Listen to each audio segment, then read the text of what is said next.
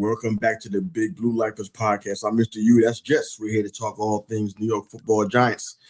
A whole lot to talk about. Coming close to the end of the season, so everything is getting ready to change dramatically for us. Before we get into all that stuff, man, I want to check on you, brother. How things going over there? Going all right. Back home for the holidays, as you can see by Eli being back over my shoulder again. That's how you know which house I'm in. Yeah, so back home for the holidays, gonna be here all week, so that's nice. Not like I haven't been here the past few weekends, just because of other holidays and other things going on, going from feels like Thanksgiving to now has just flown by. So coming up on the end of the season, and that means a lot of interesting things are going to be going on for the Giants this offseason. Yeah, more than I think we've seen in a while in regards to changes and opportunities to be hopeful. We're getting all that stuff now, man. I know we want to kick it off at. I guess we'll just start with the low-hanging fruit, and that's the game against the Vikings. I don't even know who's even favored. I don't even look at that anymore because it kind of doesn't matter.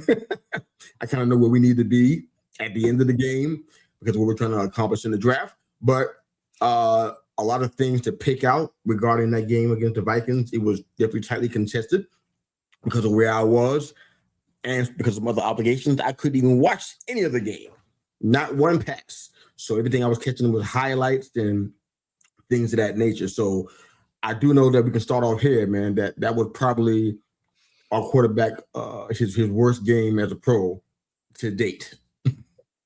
we can start. You didn't miss a darn thing, my man. You did not miss anything at all. That was a miserable viewing experience. I feel bad for people that decided that, save up their money, go to an NFL game, go see their favorite team, and their favorite team's the Giants, and that's what they got to see.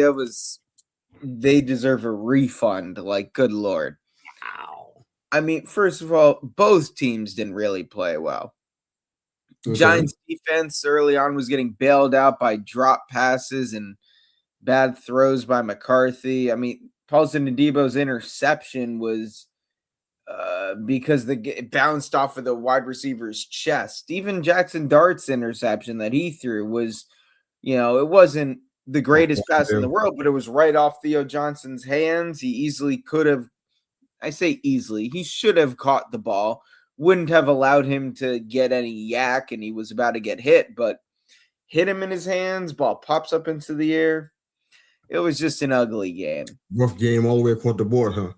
The only bright spot was Brian Burns and Abdul Carter. And the Giants could have won the game. Giants could have won the game if Abdul Carter didn't line up offsides because that negated a Javon Holland pick six. No, I didn't want to win. My hope for the Giants in these last two games is that Jackson Dart returns to form, shines, and we still lose. Makes the Giants even more of a desirable landing spot if it looks like, okay, they got the quarterback, they've got pass rushers, we just need to come in here, fix up some things, add some depth. We've talked about this all year. The Giants have pieces. I don't think Dexter Lawrence has truly regressed. I think for some reason they are just utilizing him weird this year. He's not lining up over the center as much in zero. I've seen him out as like a defensive end almost, like with how far they sometimes line him up. The linebacking core is really weak. They need to do something about that. Obviously, corner is still an issue. We're gonna have to make some. We're gonna have to make some tough decisions in the off season where we're gonna have to let some depth go, probably because we don't have as much cap space. Now, some people are saying that Shane has completely destroyed the cap. That is not true. We're gonna have to move money around. Some guys are gonna be cut. Some guys are gonna be traded. But there are ways to free up. I think we can free up an extra like $30 to $40 million in cap space to make the re-signings we need to and sign a guy or two in free agency. Yeah. But there are going to be tough decisions to be made. And the Giants really have the guys on the roster have not helped themselves with their poor play. I mean, Deonte Banks continues to be maybe the worst corner in football, the worst starting corner in football. And he's not even a starter anymore. He just has to because Cordell Flott went down with an injury. I mean, Jesus, we can't even get anybody to stay healthy. Andrew Thomas is done potentially for the year. You buried the lead on that one because I haven't heard that at all. Wow. Kayvon Thibodeau's done for the year. We knew that before the game. Our offensive linemen can't stop having babies. Good for them. But John Running had to miss the game. So Dart was running for his life.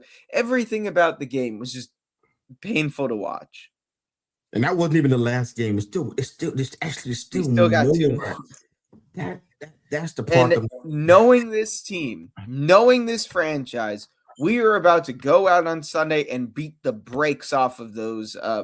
Beat the brakes off the Raiders, and that's what it's gonna be. And then we're not gonna get the number. Somehow we're gonna go from 1 to 5. We're somehow gonna fall behind the Jets by winning on Sunday. Wait a minute. Do we know that? That's a big drop. Yeah, because every team behind us right now has got like the same amount of wins, the 3 wins. Yeah, that's a big drop. I guess it depends on who the Browns, Jets, and the Titans and the Cards are playing because I'm not sure we're going to drop down to 5, but I just thought a loss would at least put us at round 2. I didn't think that we'd fall all the way to 5 because there's an angle for 2 depending on how people view the quarterback position. I know you weren't a big fan of Dante Moore that high in the draft, but if he there's some things that he can do upcoming that can propel his stock, put him in the top 5 potentially, and that could make that a lot more interesting place if we are at 2 in the draft. But you want to be 1. We want to be 1 last year. It didn't work out for us, so I think this is this is where we are right now. That game that you witnessed, I didn't get a chance to see, which is I'm kind of grateful. I didn't have to watch that, but this is with all of our starters, right? The ones that were available. What's our approach to going into this game? We know that we have a couple more left. Are we putting the starters out there? Because if you want to go, you have to. Do you pick or not? There is zero chance. Words cannot even begin to express how surprised I would be if fully healthy, like Jackson Dart is fully healthy, and they just put Jameis out there. That's not happening. As much as Giants, I'm talking about everybody else. You just talking about one. Yeah. You single out one player. Maine Illuminar, John Runyon. I don't know if JMS is going to be playing next week because he went down with an injury, and Austin Schlottman had to come in for him. But like Brian Burns, Abdul Carter, Dexter Lawrence, win this game or not? They're going to go out there. They're going to try to win. They don't care about the draft pick. What do you want? Oh, I want us to lose. I want to get the number 1 overall pick. I want to use that to trade with the Jets or the Browns or the Raiders or whomever who's going to want to trade up for a quarterback and just take all the draft assets.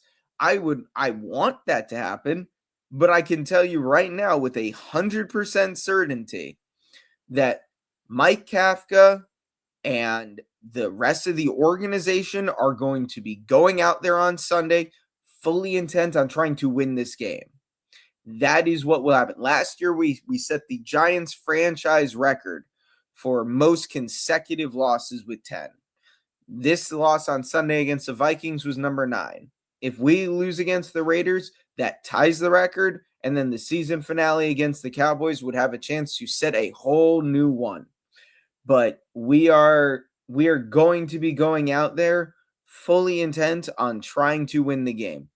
That is what will happen. Every healthy player, every healthy starter will be playing on Sunday. Now, I hope they are smart and that a guy like Andrew Thomas, who it sounds like it was his hamstring, they just shut down for the year, being like, look, even we know this is a lost season. We need you healthy for next year.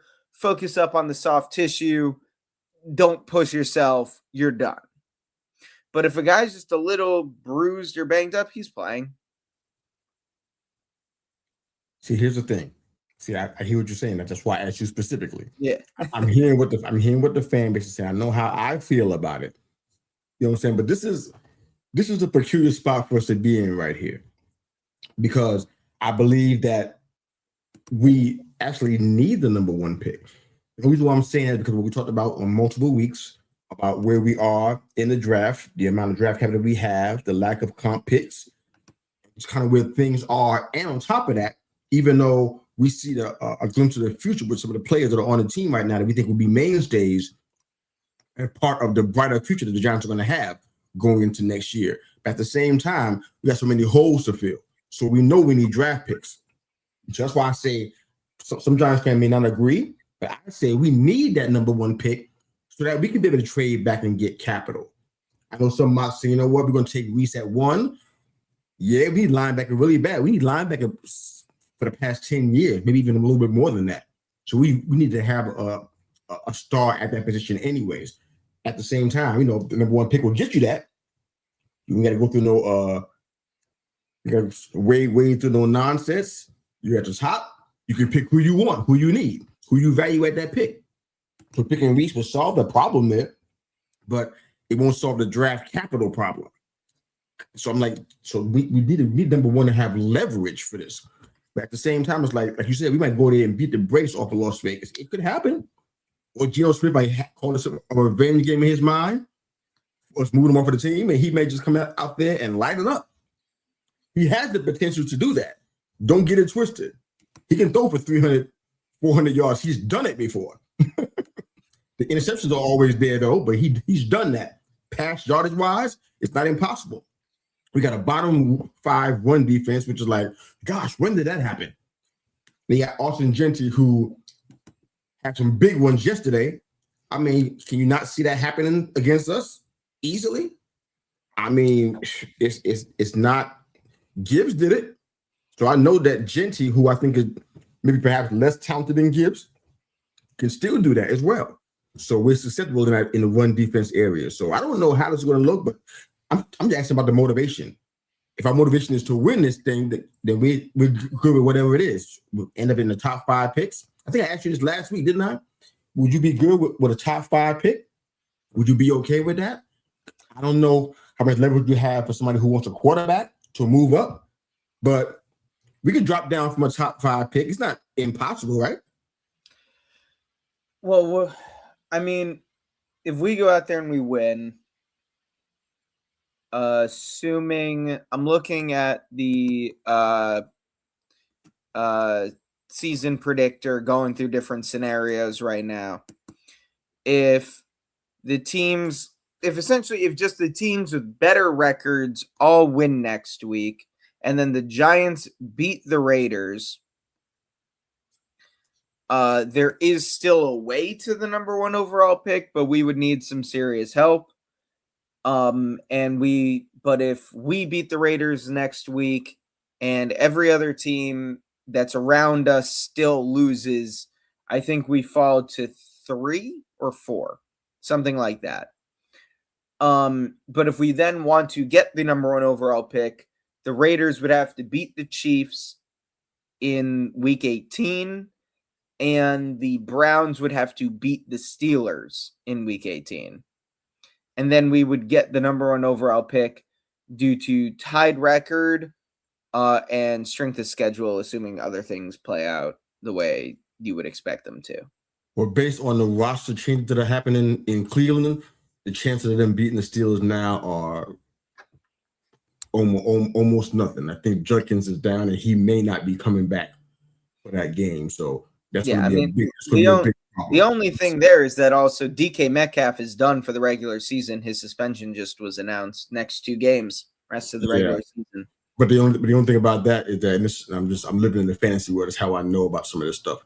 But he hasn't been a strong contributor to their offense for whatever the reason is, drop passes, whatever it is.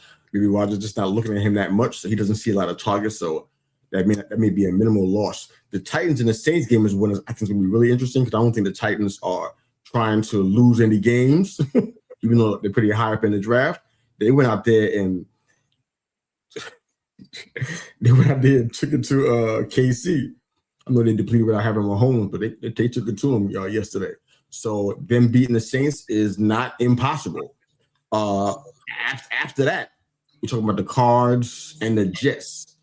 And I'm just trying to see who the Jets are playing the Patriots. I don't see them winning that one.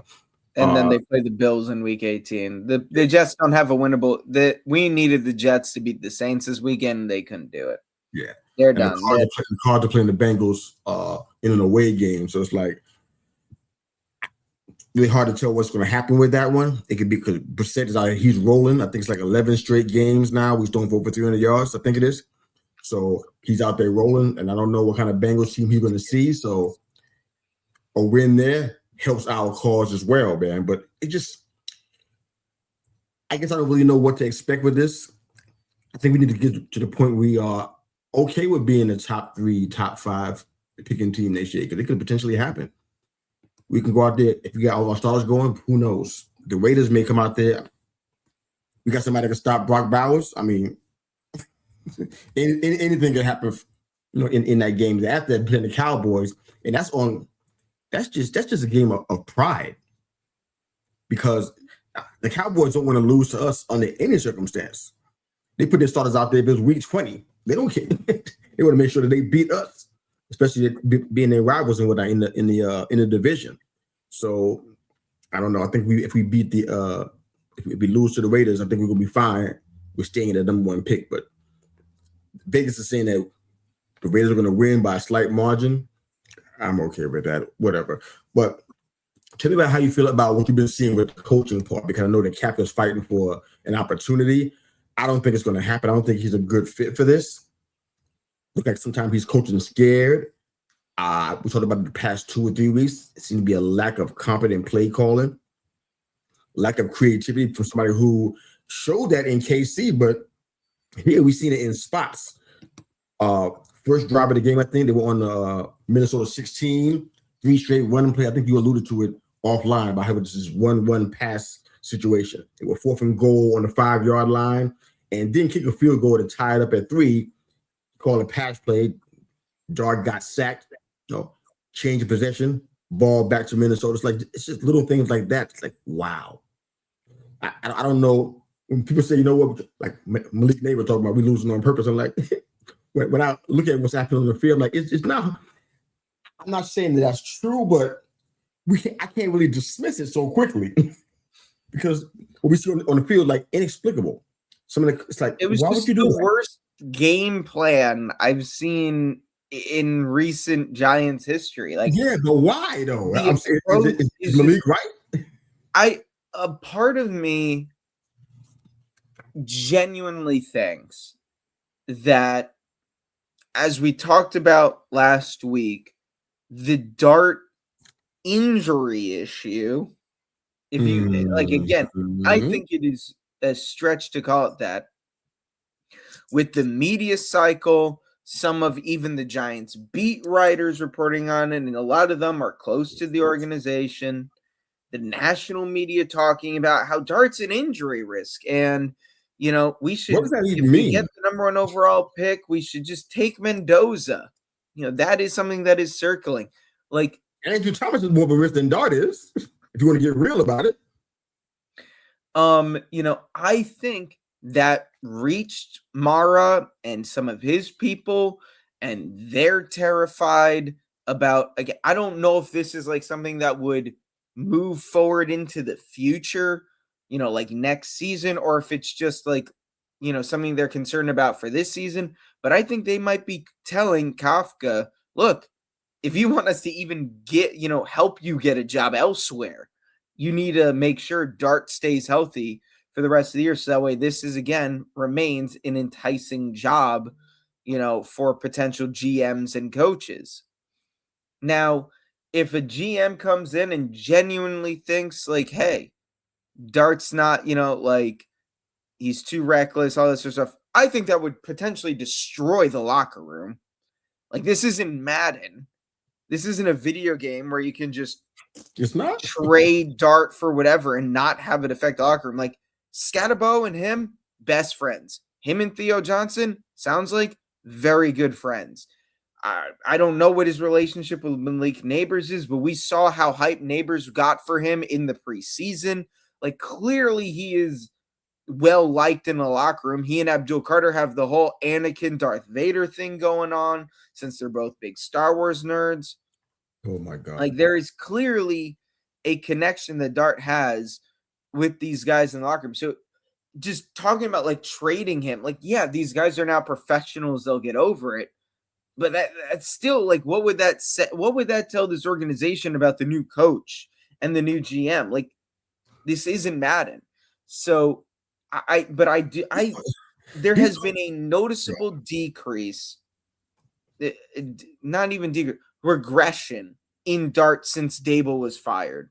Now, we've only got like a couple of games to work off of for that. But like, I thought Dart struggled a bit, but was overall fine against the Patriots. But the last game that we saw Dable coach Dart in was the last game Dable coached, and that was Chicago. And that happened to be the only time Dart actually had a concussion, had an actual injury. And then we got Kafka calling plays and being the head coach for 2 games with Jameis. And then, Dart came back, and he just hasn't looked quite the same. Now, again, I think we've seen him run less. They've called less design runs for him. And again, I think it's just this cycle that's where we are not allowing Dart to reach his full potential. And that's really kind of spoken to me about like Shula and what's his name? Hayes and Minter. Like, I liked with the names that were put out there for this coaching search. I liked a lot of the Hafley, Shula, Hafley, and Minter were some of the top names. And I was like thinking to myself, like, what could they do with this defense, with these pieces? Dexter Lawrence, another year to get healthier and get back into it. Brian Burns coming off his career best year. He's probably going to be named an All-Pro. Abdul Carter's really seemingly put it together down the stretch. He had another very good game that makes 3 in a row here. What could they do with some of these pieces, especially if we attack the defense in the draft to shore up a lot of, the holes there in the secondary and the linebacking core? But now I'm thinking to myself, got to be an offensive mind. Oh, wait a minute. What happened? Where's this coming from? I've seen Dart regress, and I think an offensive mind, someone that like comes in because they believe in Dart the way Dable did, someone who comes in knowing what to do with a quarterback like Dart. Now, okay, I just don't see as many, like, there is no Ben Johnson. There is no offensive wonder kid, coming out this year. The closest thing that there is Kubiak. And I think it would be very interesting to see Kubiak because with what he's done in Seattle with their running game and Sam Darnold to a lesser degree, like, I think that could be very interesting. There are a couple names out there that are not available right now. And quite honestly, I definitely don't think one of these names will be available. One of them might, but I really doubt both of them. Is Kevin O'Connell and Kevin Stefanski are both names that I'm very confused about the O'Connell one, but apparently there's some concerns, like same with LaFleur in Green Bay, where it's like there's like people that are kind of upset with them because of how much of a step back this year has been compared to expectations. Stefanski, is it finally his time there and in Cleveland? Like, is that done? Those are two, but those would be some interesting names. but neither one of them is technically available right now. So I'm going to continue this conversation under the assumption that they are not. But we need a guy that can help take Dart to the next level. We've seen what Drake, like, if Jackson Dart and the Giants are truly the next New England Patriots, where a couple really rough years, they finally get the first round quarterback. That quarterback has flashes in the regular season. The coaching staff is all let go. A new front office is put in place. A new head coach is brought in. And all of a sudden, they can turn things around. The new head coach brings in an offensive coordinator, and they're able to just get things right with the quarterback. Still have some clear holes, but like all of a sudden now this is a playoff team. If Jackson Dart not even needs to be Drake May level good, but can just, with the right coaching, take that next step, all of a sudden we're not blowing 10-plus point leads in the fourth quarter. All of a sudden we are able to just go out there, close out some of these games. Dart continues to progress. The team can get and stay healthier. Scatterbo's running through guys. Neighbors is getting open. And again, another thing that this game really proved to me that I'd been mostly on the side of, but still somewhat on the fence of, like, where should we go with the first round?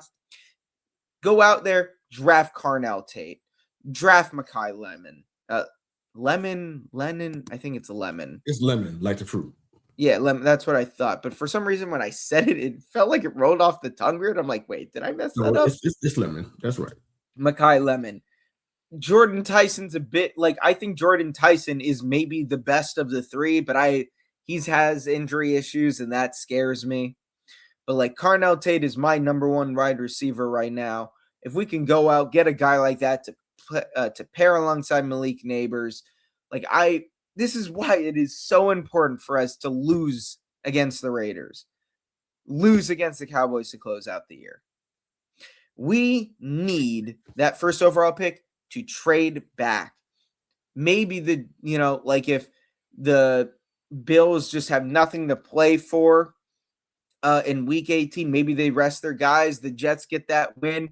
All of a sudden now the Jets are at 5 or 6. Like, if we can just trade back this pick, accumulate assets, just put ourselves in the best possible position moving forward. Like, I really do think the right coaching staff, like, the pieces are here. We are not the Titans where you look at draft needs and it's everything. Like, I truly don't think we are that far away. Like, I do the number one seed in the AFC is the Denver Broncos. We had a historic collapse against them, but we should have beaten them. One of the top 3 seeds in the NFC, Chicago Bears. We were beating them, blew another lead in the fourth quarter. Like, we were right there in so many of these games. We are closer than I think a lot of people think we are. But we just need the right pieces to put it together. And that starts with the front office. That starts with the coaching staff.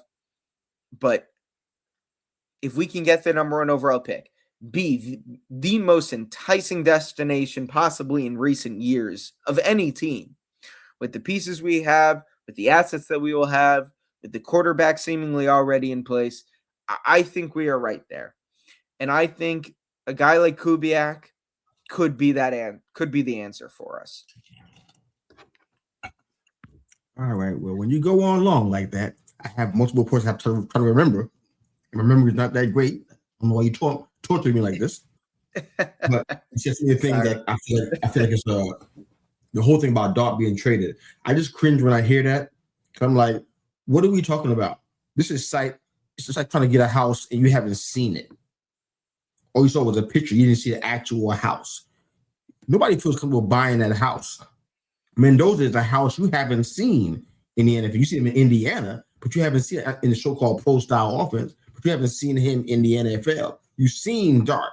You've seen what he can do, and you mentioned all the relationships, all the things that are kind of already begin to take shape and very positive for the team's future, why are we even talking about that? And it just reminds me about the fact that we can't trust these New York Giant publications, these so-called WFAN. That's just one. I'm talking about the other ones too. I'm not gonna name them. I'm gonna give them no credit on this podcast, but most of them are no more than clickbait. They're the main one talking about we should trade Dart to who, for that matter, and take Mendoza at one. That kind of stuff. It really speaks to the worst part of the Giants fan base. And we got some seedy characters out there who just I don't know how I can say they're really Giants fans because they're negative. They haven't been. They were negative the day after the Super Bowl. I remember these jokers. They had nothing good to say. Well, about a week after the Super Bowl, they had nothing but negativity to say. You just won the doggone Super Bowl in surprising and historic fashion against a juggernaut, against Tom Brady, who was considered the GOAT in the New England Patriots. And they still had something negative to say, a whole bunch of negative to say. These kind of publications speak to that kind of stuff. So I ignore that kind of stuff. I don't expect it to be traded now at quarterback. I don't care who comes in. I think they have to understand that Dart is our quarterback. Make it work. At least give it a try for 3 years. If you don't think it's working in your tenure, then consider moving on, go into the draft, and get somebody you really want. Hopefully not Archie Manning, but whatever. So for me, I'm not really getting where some of that stuff is coming from. Honestly, it's just been so many things I saw in the offense recently that it's really giving me a lot of pause. But bottom line is that Dart's best friend couldn't catch passes just yesterday. The O-line was depleted, like you said. It was just a nightmare. But I'm questioning one thing you said. I want to kind of get into it a little bit. I'm trying to figure out why we don't think that you can bring in a guy like Hafley. Just for example, he's the guy I thought was the best of the defensive bunch. I could be wrong on that. I don't know everything. But have a OC guy that come in, a real competent OC guy that can help Dart with his development. I don't understand why that's not possible, because right now we don't even see it. We don't have even a list of OCs, because I think we wouldn't even see it until a head coach gets hired, I guess. It seems that's kind of the pattern. When the head coach is hired, then you start seeing the list of the OCs and DCs that are available. You don't see it before that, it feels like. But I haven't seen a list of that at all. I don't know who's out there. Those guys that could help Dart really develop might be available. And we can still have Hafley as our defensive-minded head coach, and we need it because the level of talent and potential that we got in the defense that we're not really capitalizing on, it's ridiculous, man. We got to make that thing turn. We got to turn that thing around. So I'm not really against having. I mean, conversely, we do the same thing. Get an OC-minded coach, like you said, a guy like I guess like a McCarthy, which is not. I'm not a super fan. McCarthy, Kubiak is not a name I'm against at all. Kingsbury, I suppose. I just kind of just feel like I don't know if I can trust him as a head coach. Everybody has to kind of have to learn and kind of take their chances and figure stuff out. So especially if you're a first-time coach like these guys are, because all of those except McCarthy are first-time head coaches potentially. So it's like you don't know what you're gonna get. But we can do that in that reverse your scenario and get a DC that is just able to galvanize that D line. It's not impossible. That's what their job is. That's what coordinated jobs are for. So I don't know. It's a tough question that you asked offline. Should we get an offensive-minded coach or a defensive-minded coach? Honestly, I really don't know the answer. If you guys are watching, listening, and you're Giants fans, you tell us what's the best route for us as a team where we are right now. Get an offensive-minded coach or a defensive-minded coach. Bring your arguments along with your answers. We can kind of determine, what makes most sense. I mean, yes, we're going to keep on kind of flowing through, because honestly, I don't know the answer right now. I don't know which one is best for us based on where we've been at. Historically, defensive-minded head coaches have been better for us. It kind of leaned into who we were as far as identity goes. But like we talked about last week, if our identity is changing and we're not doing that anymore, and we're going to a high-powered offense, if that's what we're doing, then a defensive-minded coach might not be the best route here. We might need an offensive-minded coach who, kind of sees things from all angles and helps us to increase our scoring in a league that seems to be doing that across the board. So does that make sense? What do you think about that? Are you pretty solid that we need to have an offensive-minded coach now, or you kind of split down the middle a little bit? I'm still split. I'm leaning more offense than I am defense now, just 60-40? Yeah, I'd say 60-40. Like, again, like if we bring in a Shula or a Halfley or a Minter, I would not be upset about that, but I don't know what Morrow wants, None of us know. Is he scared? Is he going to be scared to continue looking outside the family, essentially? Like, he's like, oh, we tried it and it was a disaster. If we finish with 2 years, that'll be what was the two worst seasons in Giants history to end things. Shane will be gone. Dave will be gone. We're cleaning house. Is he then going to just go back to the safe space of familiar names like a Lou Anarumo, Steve Spagnuolo? Again, while I wouldn't love it, I wouldn't hate it as much with the McCarthy. Like, I think and the interesting name right now is Marcus Freeman. And apparently that is the interest there is real. I like the theoretical idea of what Marcus Freeman would bring. I just don't think it's going to be, I don't think it would work. The whole idea around the Marcus Freeman thing is that he is a leader of men. He is able to rally. The people he coaches love him. He's clearly got the Notre Dame locker room on, like hitting on all cylinders. It's the idea is that he is this young leader of men who could be the coach for the Giants for theoretically the next 20, 30, 40 years or whatever, and we would get this guy who's a young mind with young ideas, but is also, the Dan Campbell type of motivator and team rallier. But there is such a difference between coaching college and coaching the NFL. Forget even the schematic differences of the speed, and even the hash marks are different and all of that sort of stuff. There are little rule changes from even how you can run an RPO.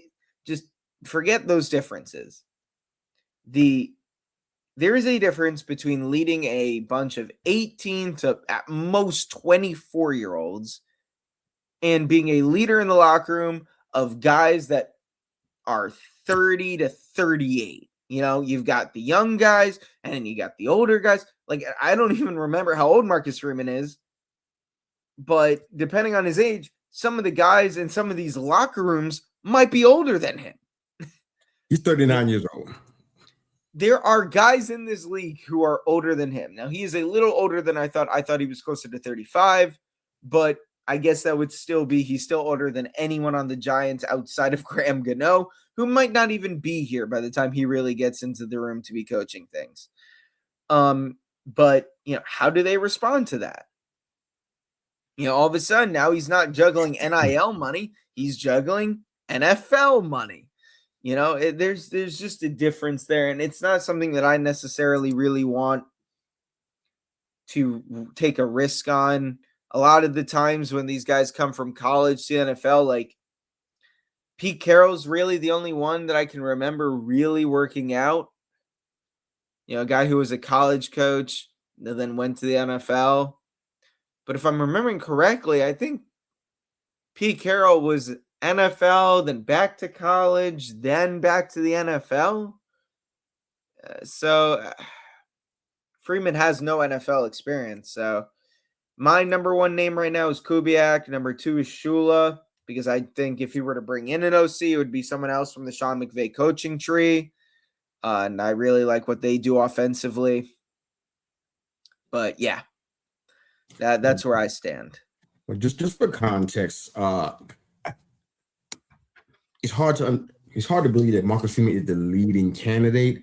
I feel like I don't know if he's leading, but he's one of the fair. He made that top 5 list. These are not my words, just to be clear.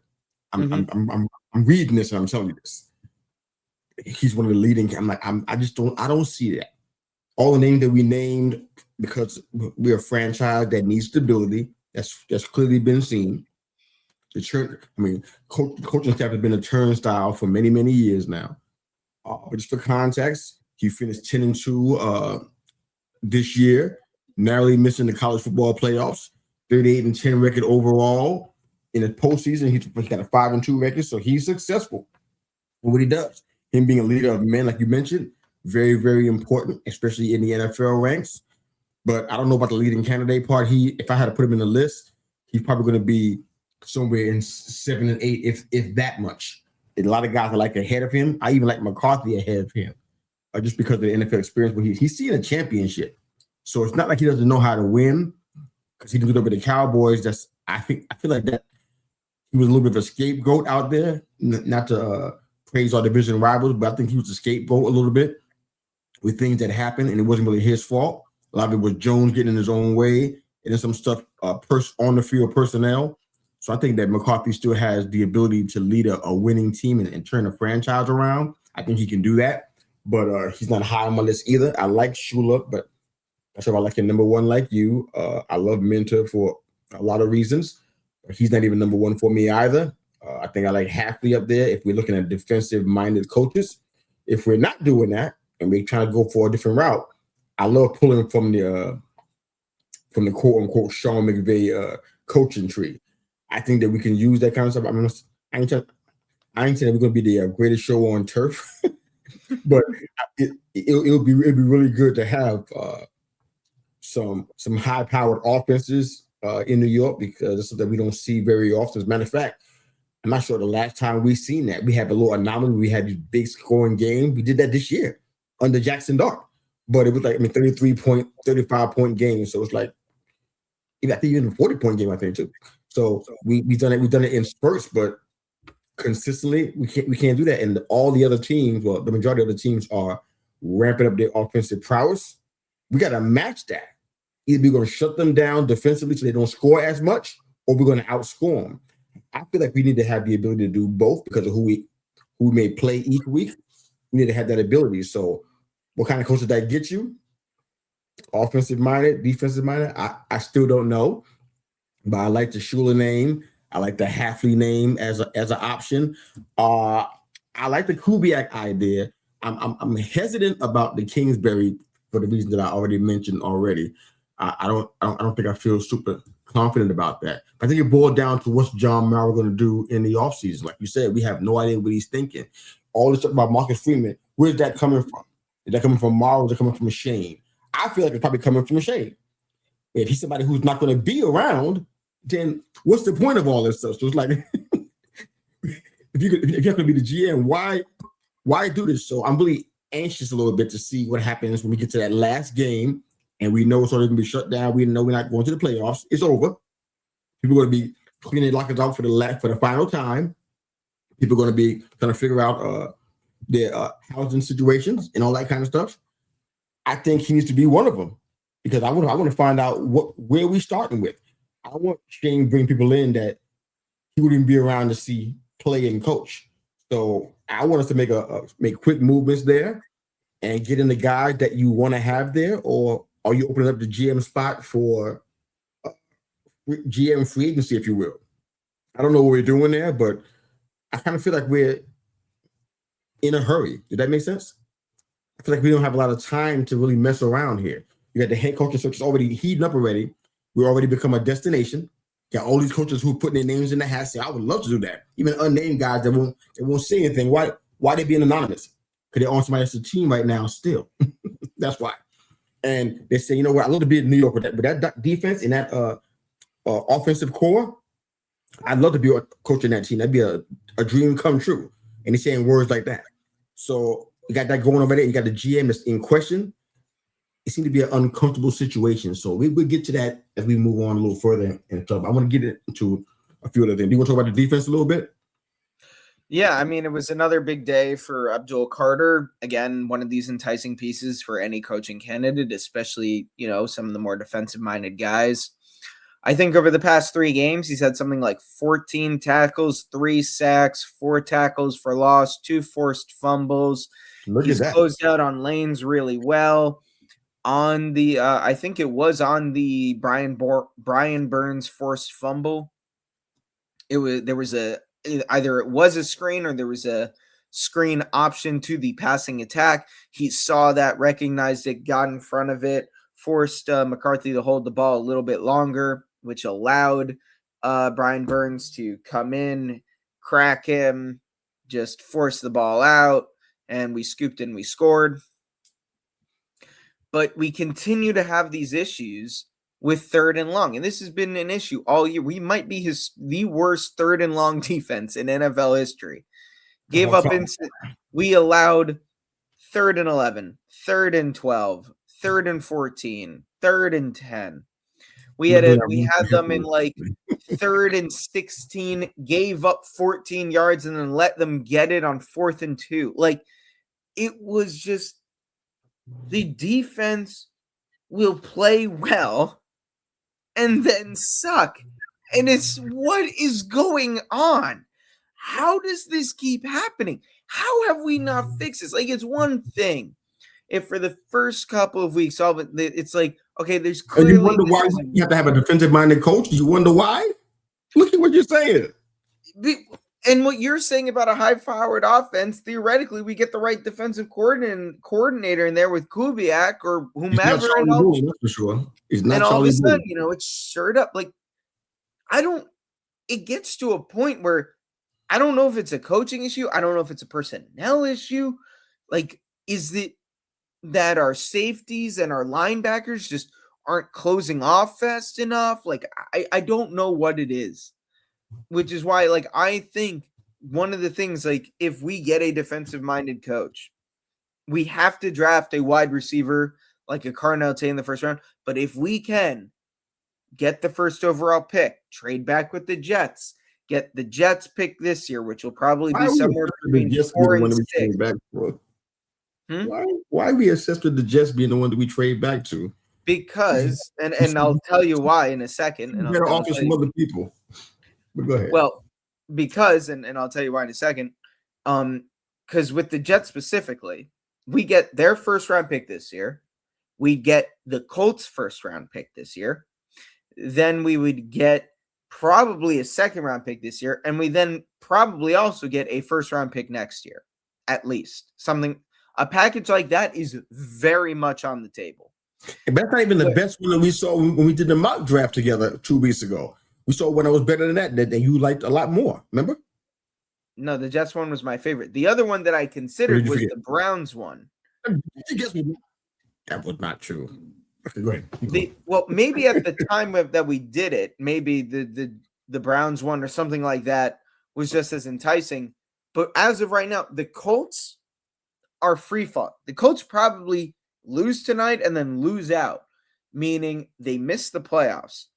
The other teams where we could hypothetically get another first round pick were either like the Browns, where the other pick is the Jags pick, which is going to be a playoff pick. So it's going to be potentially much further back, depending on how far the Jags make it. We could trade back with the Rams, in which case we'd be getting Atlanta's first round pick this year, which will probably be closer to 8 to 12 than 4 to 6. And then we'd get the Rams first round pick, and then we might get a first round pick next year, but that would be the Rams pick, and we expect them to be good. Like I said, with the Browns, and then there would be the Cowboys. But actually, I don't think they have a first round pick an extra first round pick anymore, because I think they gave that up for Quinn Williams. So if we wanted an extra first round pick this year, to draft Carnell Tate at wherever, in the top 10, and then, let's address linebacker, draft a Sonny Styles. Let's draft a corner, Mansour Delane. Offensive lineman.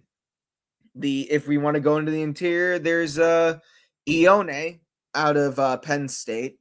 Mm-hmm. There are options here, but we're going to need a second first round pick this year, which is why I think the Jets are the most enticing one, because they will have the 2 highest combined, picks there, as well as more than enough future assets to add even more to the package, as it were. We both went. So I don't know if that makes sense. If I just rambled on saying a whole bunch of nothing. Well, you went out for a little bit, so some of your nothing was really nothing because I don't think any of us heard it because you went out completely. All right, Sorry, I'm a bit rambly today. You're rambling every day, but I love you, man. But yeah, so this is interesting. I'm not really sure. That's in the Jets offering is not good. Just like there's so many other factors that we haven't seen yet. Like I mentioned, the Dante Moore impact.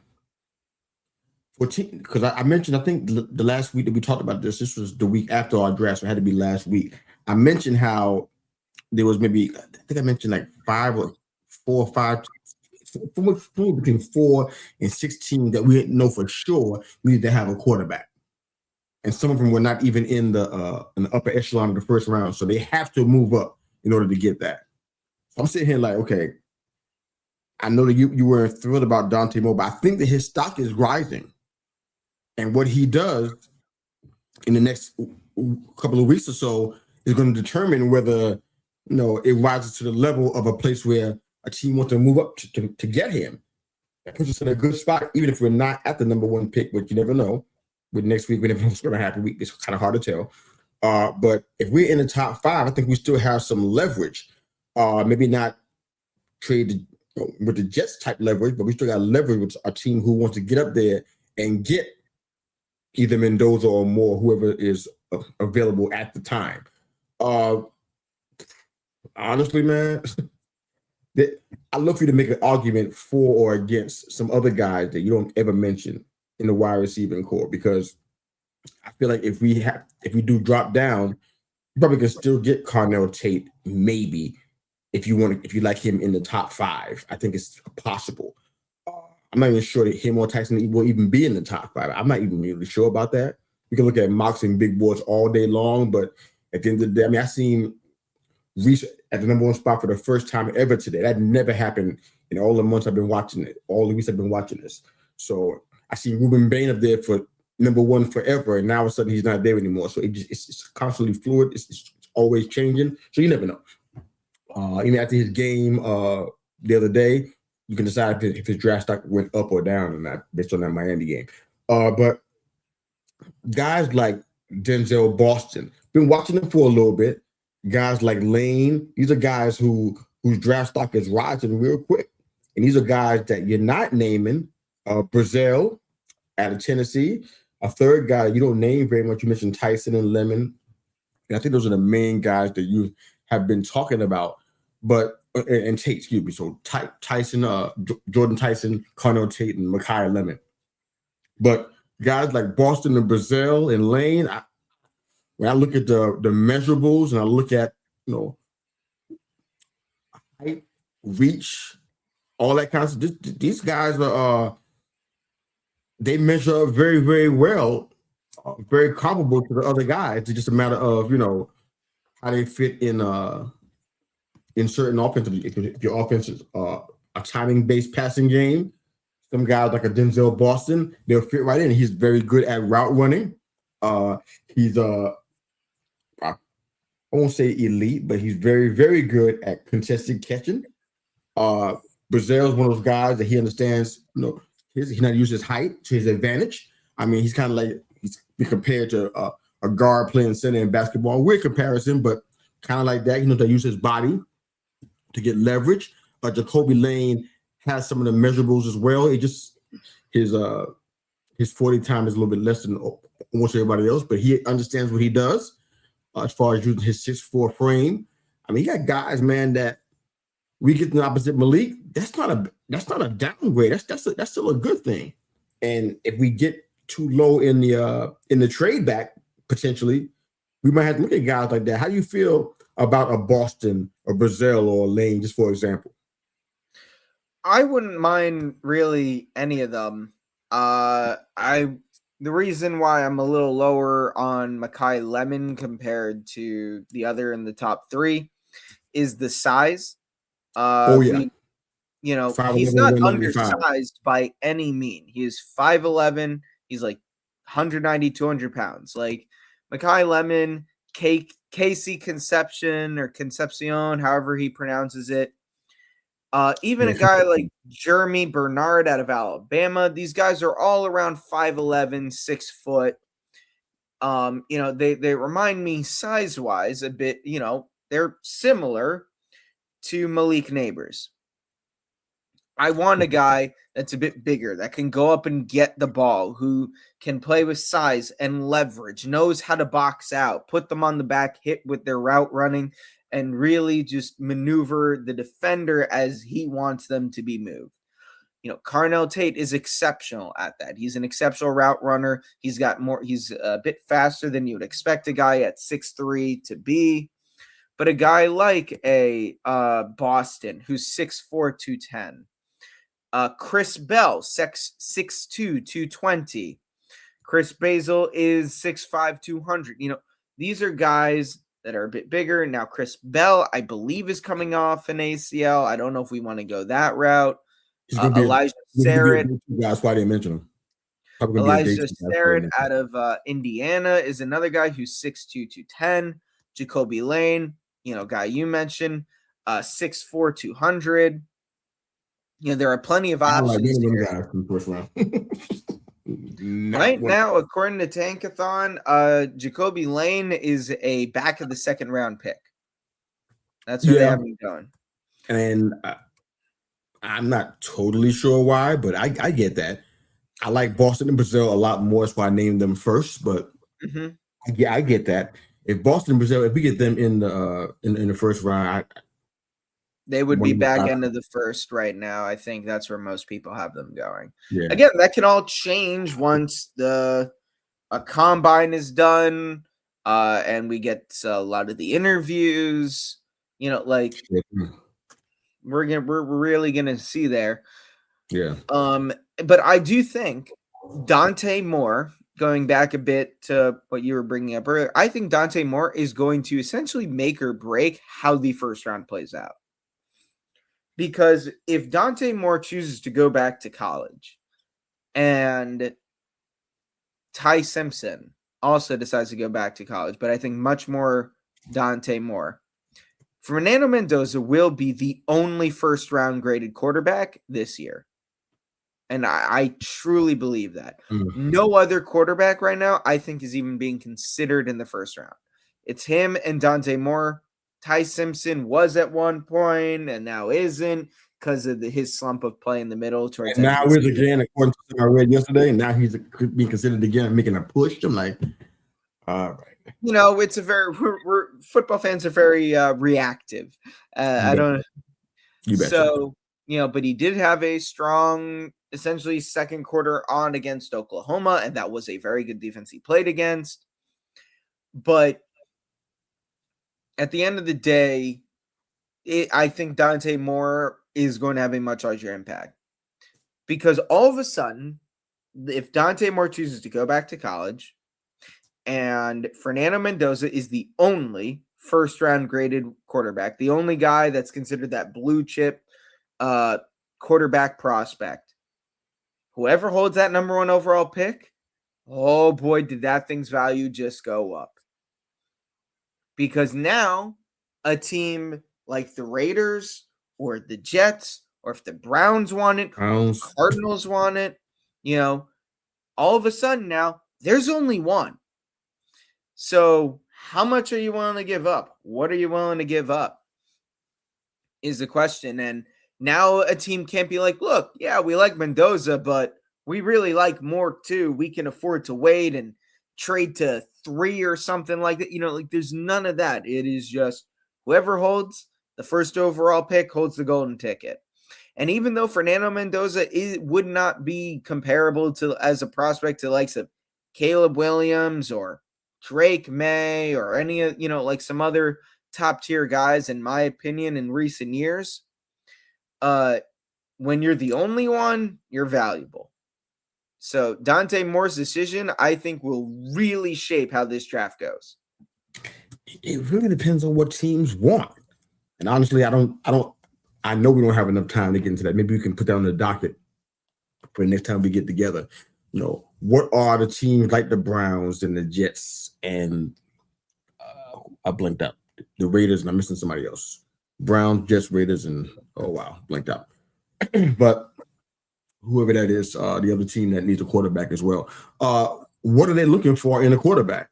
What do they want? What kind of quarterback are they looking for? Because that makes a big difference. If you want somebody who just probably a pure passer, Dante Moore probably the best quarterback in the draft for that. You know what I'm saying? Mendoza's that West Coast guy, and he just and Ty Simpson is, I guess, the one because he plays at Alabama. I hear that every time an Alabama quarterback comes out, how he's most ready for the pros. Played in the pro style offense for 2 or 3 years, so now he's the most pro ready is the word they use. It's like, okay, Jalen Milroe was the most pro ready, and they said it all in all the draft evaluations, and now he's the most pro ready on that bench behind Sam Darnold. So it doesn't mean anything, not in theory anyway. So this Sam Darnold gets hurt, it doesn't mean anything. So Simpson seems to be rising up in the ranks. But what kind of quarterback are they looking for? What do they want somebody? Does it just want somebody like Mendoza or somebody more like Moore? I can probably guess that because of who's coaching them. I probably can assume the answer to that question. For the Browns, I have no idea because they have a horrible quarterback track record, and I can't really tell what they're looking for or what they're trying to accomplish. So that's why I can't answer there. But maybe we can get into that. But honestly, for us, I know that quarterback is not our issue. We need wide receivers, so we're doing that for sure in the draft. O-line and wide receiver probably could be our biggest focuses, I would guess. I feel like linebacker has to be addressed, but it's going to be addressed with the top pick. I'm not sure how comfortable I feel with that. I don't know where you stand with that, but we got to address linebacker for sure throughout the draft and or free agency. But any of the last closing thoughts, man, or opinions before we get out of here, man? What you thinking? I'm thinking we really need to lose to the Raiders. Okay. I know, man, but you want to put all the starters out there. I'm like, here's one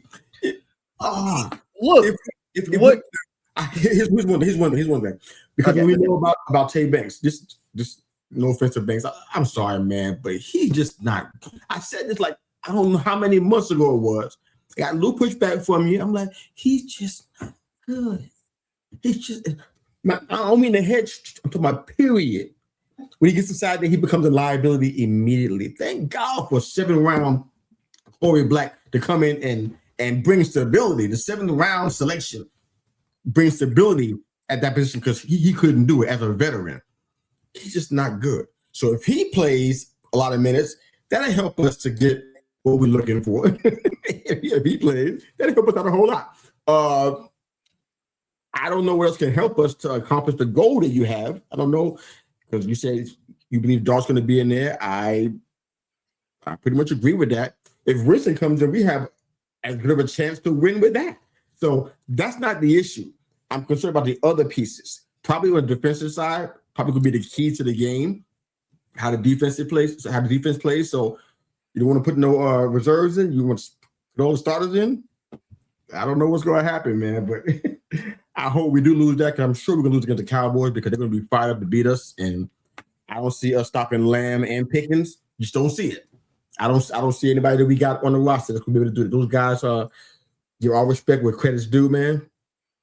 When they're playing and they're rolling, those boys is rolling. And Javonte Williams, formerly the former Bronco, that man is running on everybody. He's running hard and angry. I think he's working towards a contract because right now I don't think he has one coming up after this season. So he's running hard.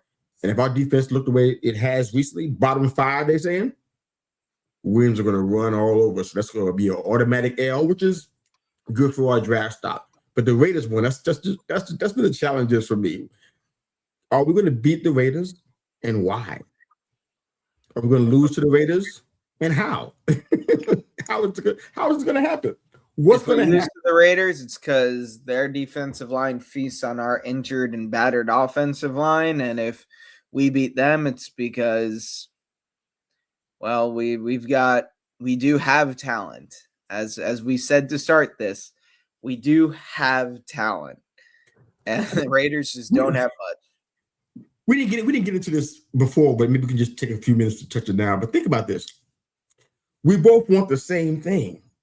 Mhm. That's what makes this game so peculiar. I mean, you couldn't script it any better. They want the number one pick because at number two, they don't have a whole lot of leverage to get the guy that they want, which I think is Mendoza, especially because he has these West Coast connections as well as just the kind of offense that he played in. I think he's the Raiders pick. I don't think it's a big secret, but it's hard to get him from two. But from one, you're assured you can get the guy you want without any hindrances, and you can, without any obstruction, you can get the guy you want. But how do you do that? You go out there and win the game. You can't. So I think the Raiders don't want to win either, right? To get who you want. So what are they going to put out there to make sure that they don't win the game? What are we going to do? Because we don't want to.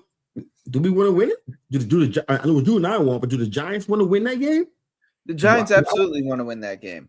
The Giants want to win that game. The people in the front office, the people in the locker room, on the coaching staff, they want to win. You and I know that, objectively speaking, for the long-term future, it is most likely, barring some, we just cut Jalen Hyatt. We signed this random guy off the practice squad, and he ends up becoming Jerry Rice and Randy Moss combined. Like something like that is not happening. Like, we're not discovering something new in some guy that now makes the roster and is just this unbelievable difference maker. Like, there's no Disney movie discovery going on in week 17 of the NFL season here. Nothing like that. Our Kurt Warner ain't coming in week 17, so barring something like that happening, there is nothing I personally believe the Giants can gain from winning this game outside of pride and professional standing. But that's all the guys in the locker room care about. They have to win so they can earn, bonuses in their contract. They have to hit certain stats and to get more money. They want to be fun. They don't like losing, and it's completely understandable.